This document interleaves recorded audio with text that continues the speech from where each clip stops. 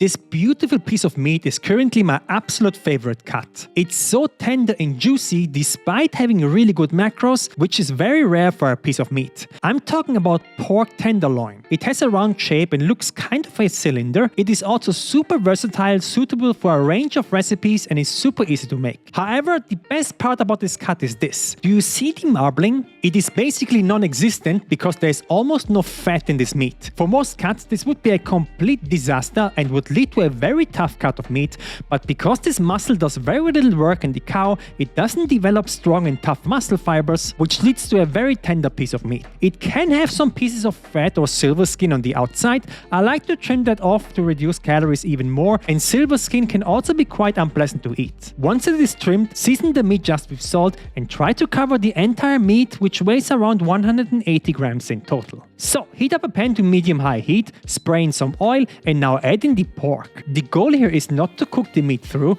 you just want to develop a brown crust on the outside of the meat. After about 1.5 to 2 minutes on one side, I will flip the meat. And this is exactly what you want, a beautiful golden brown crust that will add a ton of flavor. I will do the same to all 4 sides of the meat until the entire outside is golden brown. It's still raw inside and that is fine. I will show you how to cook it through in a second. You can also brown both edges left and right if you want, and then remove it from the heat. I prepared the baking dish with some aluminum foil so I don't have to clean this later, and then lay in the meat, which brings me to the sponsor of today's video, Typhur, and their Sync wireless thermometer. This is a solid thermometer for baking, grilling or air frying food. It comes with 2 probes that have 6 sensors with an algorithm to automatically find the lowest temperature of your food. It also has the latest 5.4 Bluetooth technology to ensure you always have a connection, and you can choose to check the temperature on the screen of the base station or on an app on your phone, because this thing is even equipped with Wi-Fi. The app has features like a cooking alert or even estimate the cooking time to make sure you don't overcook your food. I've used the thermometer for a while now and I'm absolutely loving this. Never again have dry chicken breast, so click the link in the description and type in Felu Cook 10 to get 10% off.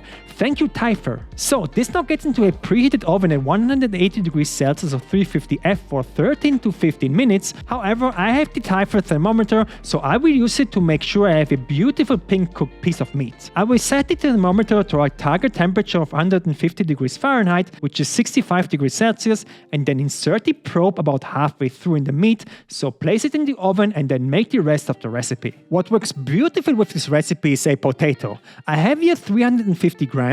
You can leave the skin on if you want, however I like to remove the skin and I will show you why in a second. The potato without the skin weighs around 300 grams, then cut off a big slice and turn the potato so you have a stable base, then slice the potato into equally sized big planks, about 1 centimeter or half an inch, then flip the potato and cut again into French fry shape, and lastly into small bite-sized cubes. Not only will this develop the most flavor, but it will also cook relatively fast. So once you've cut the entire potato, take out a microwave-safe container, place all of the potatoes in, and now microwave them for 5 minutes at 600 watts. For the vegetables, you can use the usual suspects like red bell pepper, carrots or cabbage. Personally, I really like to chop up a yellow onion. This weighs about 70 grams, and then I'm gonna use a zucchini. This one tastes really good in combination with the sauce that goes on top of this.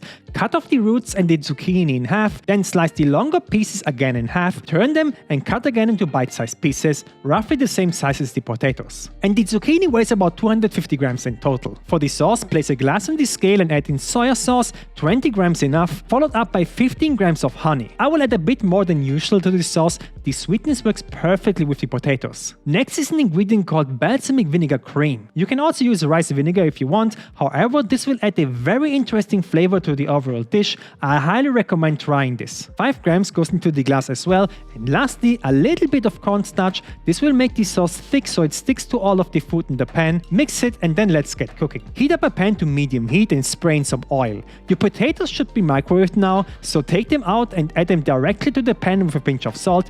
Keep stirring the potatoes every once in a while until they develop a nice color on the outside of the potatoes, and because we peeled them, there is more area that can become crispy, which will add a lot more flavor. The potatoes are almost cooked through because of the microwave, so you only need to fry them for about 5 minutes, then push the potatoes to the side of the pan, spray in some more oil, and now add the vegetables with another pinch of salt, freshly ground black pepper, a 1/4 teaspoon of garlic powder and a 1/2 teaspoon of onion powder. You can also add 2 cloves of garlic now if you want. Keep frying everything for another 3 to 4 minutes. You will see that the vegetables will slowly become translucent and then get some brown color as well, which will add even more flavor. So the meat should be ready as well by now, so remove it from the oven and let it rest for a couple of minutes. Back to the pan. Once you are happy with the color of your food, that should be about 8 minutes in total, you can add in the sauce. You will see that the sauce will immediately start to thicken. Just give everything a good stir until the food is combined with the sauce, and that's it. This part needs 30 seconds max, no need to simmer the sauce here. Then try the potatoes for salt and then remove the pan from the heat.